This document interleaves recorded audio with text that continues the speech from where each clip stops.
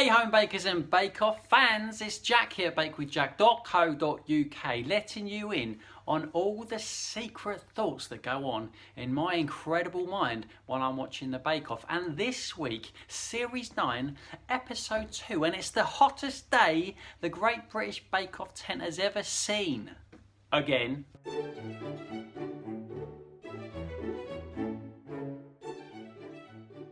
Hello to you and welcome back. It's episode 2 of season 9 of the Bake Off and I hope you're enjoying it as much as I am. This week was Cake Week and you know what? I think it should be renamed The Story of Hawaiian John. This week saw the second new haircut for Noel Fielding in 2 weeks. That's pretty good going. The ugliest cake you've ever seen with your own 2 eyes. And no, I'm not talking about Luke's showstopper. And Prue Leith said the word frangipani. Frangipani. Frangipani? Okay, let's go through with it. Round 1, the tray bake. And let's start with Raoul, because Raoul did a double layer tray bake, which in my head is not a tray bake. It's a cake, but it's square. Moving on to Bristol, Bryony, who bit off a lot more than she could chew. She had a lot of elements going on her tray bake, but you know what? They said it tasted delicious. It did not look good, but it tasted delicious. And I stick by Bristol Bryony. I think she's going to make it right till the end. I'm telling you. 2 Black Forest Gâteau inspired cakes. And when I think about Black Forest Gâteau, I think about when I was working in one of those chain pubs about 16 years ago, my first ever job, and it was Christmas Day, and we were all trying to defrost Black Forest Gâteau for everyone that probably tasted bland and not very nice and very, very watery and was incredibly overpriced and not very nice. That's my memory of Black Forest Gâteau, and that's why it makes me wince a little bit when I hear about it. It's just a little bit tacky, but you know what? Black Forest Gâteau inspired tray bakes was done by Ruby. Not very good response from Ruby. Let's move on. And Dan, who got a very awkward Paul Hollywood handshake. I feel like the handshake last year really took off. The handshake last year became a thing, and this year, when it comes, it's like a little bit of awkwardness in the air, I feel, before everyone appreciates what's going on. I did rewind it to see the awkwardness in slow motion, which was quite pleasing, I must admit. Kim Joy's got some nice ideas with that pandan that didn't go down too well, and I get it. But she's got some really lovely things. I've seen some nice pictures of hers popping up on Twitter, and I think Instagram as well. Some really nice things. So I feel like that's swaying my influence a little bit, right? That's swaying my opinion a little bit, because normally I just go by the show, but now the social media is just a little bit bigger. There's a few little clues out there that's swaying my judgment. I don't like it too much. 2 people this week in round 1 kept it quite simple. One of them was Luke and the other one was Karen. They kept it quite simple with their bakes. Luke did a lemon and poppy seed, which is a classic, and I feel like if you're going to play safe and do a lemon and poppy seed, you've got to nail the elements really, but he didn't. They said it was sloppy on the top and tough underneath. Before we move on, a couple more shout outs, because I know there's a lot of people now. There's a lot of people still from last week, but there's a few things that cannot go unnoticed, and one of them is Anthony. I haven't forgotten about Anthony. Anthony did like something with saffron in it, and he put a lot of work into that, and he has got something. I feel like Anthony's got something. The other person who was ticking along quite nicely in his own little zone is Hawaiian John. His Hawaiian shirt, just hanging out. He did a nice take on a lemon meringue in the form of a tray bake with a little bit of rosemary on it, and it's very, very elegantly presented, even if Prue Leith didn't like the leaf of rosemary on the top.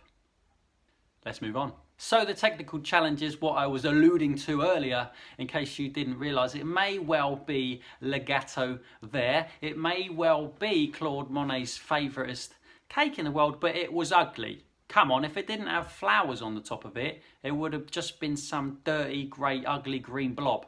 Not unlike the cake from last year. Let's go through with it, shall we? Let's do the scores, because there's not a lot to mention. Actually, there is one thing that I want to mention, but not until after we've done the scores. So let's start at the bottom with 11th place, which was Karen. Again, a bad round, especially after the first bad round. And next up in 10th place was Ruby. She's having a bad time as well. Although she's got something, but she's having a bad time of it. Let's do the top 3. Number 3 was Dan. Dan's looking good. Dan's looking good after that handshake. He got a number 3. Number 2, Raul. Okay, yeah, are you with me? You know what I'm saying? Like, I'm not saying anything. I'm just saying Raul, number 2. Number 1, John. Hawaiian John. And Hawaiian John took that in his stride. Hawaiian John, who's not from Hawaii, I think he's Welsh, took it in his stride every bit. It was like, marzipan, yeah, cool, I've done that before, I just do it like this. Cake, yeah, I made that cake before this, I'll just do it like that and pop it into the oven. Cutting it all straight, yeah, I can cut it all straight. I just put these cocktail sticks in all the way around and it cuts all straight, it'd be lovely. He nailed it, seriously, he's ticking along in the background. In the first round, he was ticking along in the background and we just saw a little glimpse of him. And I feel like he was kept out of the limelight a little bit. But you know what, Hawaiian John, this is your day. Last week, you waited right until the end to show us what you could do. This week, straight out of the gate.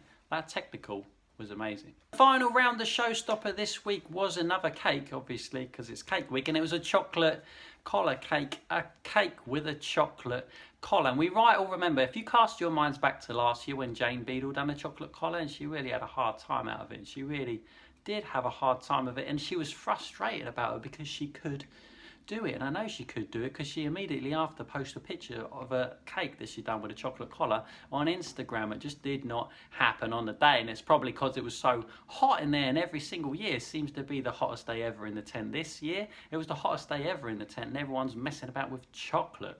Not ideal conditions, but some of them really pulled it off, and some of them really tried to pull it off. Bristol Bryony's salted caramel collar cake sounded like the real deal. When I hear the word salted caramel cake put together, that fills my heart with joy. Seriously, Bristol Bryony, and she didn't quite make it. She didn't quite finish it, but the flavour was lovely and she nailed it on the flavour. They loved it. They really, really enjoyed it. Loads of really creative things on this round. That's why I love the Bake Off. Come on, Kim Joy done like these cakes. She painted some cakes onto a chocolate cats onto a chocolate collar, and she also made some cats out of icing or something like that on the top. She's got a lot of nice, cool ideas going on there. And Dan done the stripy one, and we all were worried if Dan was going to pull off those stripes because it made it look like, oh, it's the biggest stripe disaster on the planet, but actually he really nailed it and they come out looking beautiful. Hawaiian John's Hawaiian shirt, obviously, inspired collar cake looked really, really nice. And Anthony did his, like a sari, I think it was the idea. But the painting on it was really precise and really wonderful on his actual collar. They looked really, really nice. Terry's having a bad time, isn't he? Terry's having a bad time. I feel really bad for Terry because he's got some really good ideas, but they don't quite happen. I don't feel like he's a baker. I feel like he's an artist, and he is an artist, but I don't feel like maybe an artist should be making cakes. The Eiffel Tower cake was a good idea, but he didn't pull it off, and the exact words of the judges was boring. Breaks my heart a little bit to see Terry up there. Terry needs to be in like a painting competition, you know what I mean? And we'd all root for him. It'd be amazing. We'd be like, yes, Terry, come on! Instead of just a little bit of heartbreak every week to see his little face, his little tash. Karen, I believe, saved herself in this round because the first 2 rounds were diabolical. And this round, she pulled it off and they really liked her cake. So she did really well to save herself. I feel like that's what kept her in the competition, although we haven't got that far yet. So maybe she didn't get kept in. Maybe she got kicked out. We don't know. No spoilers. No spoilers yet. 2 handshakes in this round as the awkwardness rises. Come here. Come here. Come here. No, come here. I want to speak to you about something. Come here. It doesn't talk like that. Come here.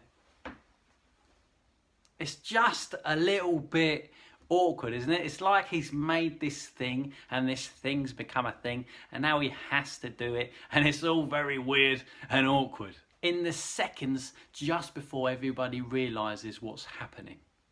2 awkward handshakes in this round, one for Raul and one for Ruby. Well done. I know Ruby's got something. She's got to show us sometime. Nice work. Let's go through with the end of this video where I tell you what the spoilers are going to be, who got Star Baker and who got kicked out. I'm going to tell you who I had down, okay? I had next to somebody's name, I had written down here on my notes, got to be Star Baker. It says got to be Star Baker. I wrote that down just before they revealed who it was, and it wasn't him.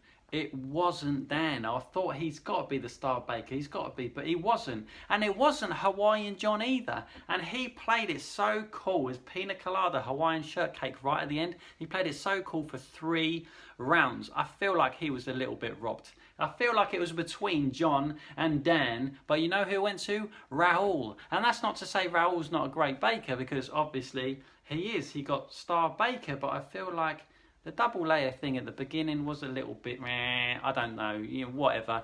But I didn't feel like it should have been Raul. I'm sorry, Raul. If you're watching this, Raul, you're a great baker. It's cool. Well, it was just... Moving on to who went home. Karen saved herself right at the end. Terry is clinging onto that edge of that marquee with his fingernails, isn't he? Surely. But who went home was Luke. His end piece was a complete disaster, even though the disaster was very tactically covered up with like 7 kilos of strawberries. They still noticed it underneath. I can't believe they noticed it after he covered it up like that. I can't believe. Eagle eyes, those judges, I'll tell you what. And that's the end of this video. I hope you don't mind. I hope you liked this video. I hope if you're watching it, you're enjoying it. And share your opinions down in the comments underneath. That'd be really cool to hear. I was just doing this video for a little bit of fun. It's a very rough, quite unedited thing of just me sitting on my kitchen table talking about the Bake Off. So if you enjoy it, please click the like button, click that thumbs up, put a comment underneath and share with me what you think. What you think. Who have you got your eye on? Who have you got your beady eye on? I'll see you next week after another episode of the Great British Bake Off. And you know what? It's bread week, innit? It's bread week. It's bread week. See you soon.